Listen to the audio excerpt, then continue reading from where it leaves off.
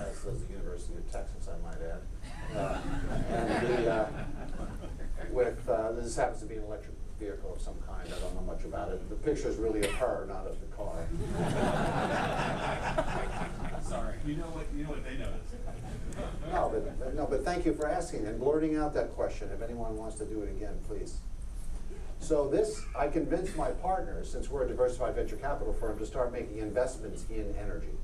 So this is my day job, and these are companies that we've invested in, some of which don't exist anymore, I might add, in energy. And some of them are a reach like, but in any case, what venture capitalists do when they make an investment is they tout their companies. So what I could do now for the next hour is tout these companies. You know, just like last night, what was his name, Dave Wilson? Had these cute, deep comments. I could do that for all of these companies. I could dazzle you with gigahertz and microns and all that stuff. But that's not the purpose of today's talk. So I'm not going to do that. Just want you to know this is my day job. But in approaching energy, I was still stuck with the fact that I'm an internet guy. This is what the internet looked like 5 years after I got involved with it. And the point I want to make, you see these dots? Those are not cities.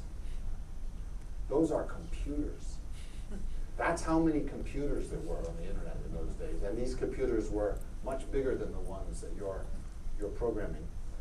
So how does the fact that I'm an internet tycoon, I love that word, it suggests great success and wealth and a certain amount of degeneracy. But I had to find a way to get into energy to develop some standing. So I thought a good way to do that would be by analogy, to try to analogize energy and bandwidth.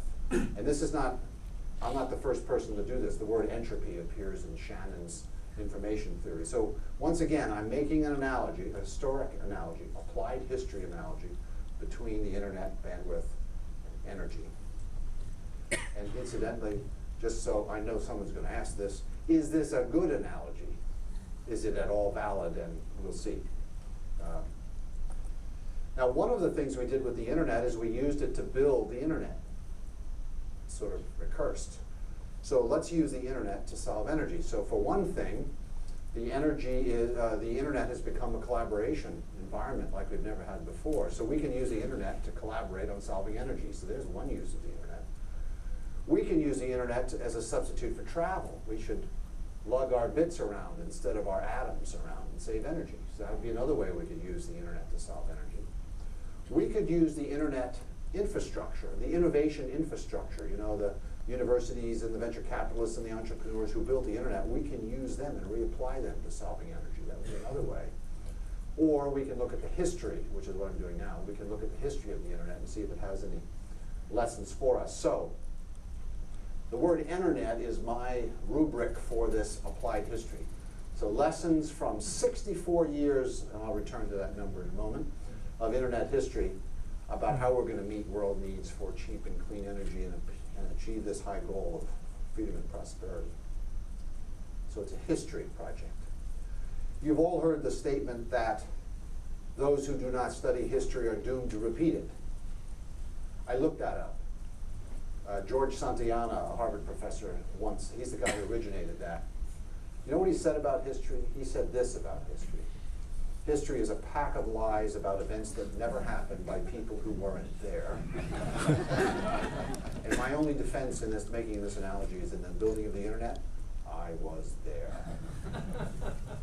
While typing into Google, I mistyped Santayana.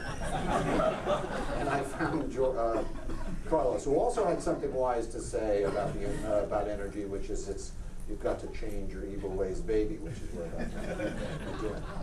Now, my wife has a history. She just got a PhD in history in December.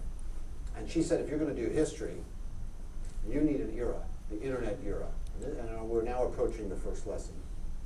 So looking at this audience, I'm sure most of you thought the internet was formed with the founding of Google in 1998. But actually, it goes back further than that. Al Gore believes the internet was started in 1991 with the Gore Bill, which ironically was signed into law by George Bush. You can go back further to the World Wide Web. You can go back to 73, that was a big year. That's the year that the cell phone and TCP/IP and the Ethernet were all invented. You could go back to Sputnik, which scared the government into investing in technology, which led to the internet. But what I recommend we do is we choose 1946 as the beginning of the internet, because that was the year, roughly speaking, when the transistor was invented. And clearly the transistor has had a lot to do with the proliferation of the internet. The other reason I like this year is that I was born in 1946, 64 years ago, hence the number 64. What's the serious point here? The internet was not done in 3 years. The Manhattan Project was done in 3 years. The internet was done in some number, we can argue, some number of decades. And it's important to have that mindset. The moonshot took 10 years. This is big. Energy is bigger, if the internet is any guide. Energy is a bigger problem than a Manhattan Project or a moonshot. That's the wrong mindset. We should be settling in for decades of innovation to solve energy.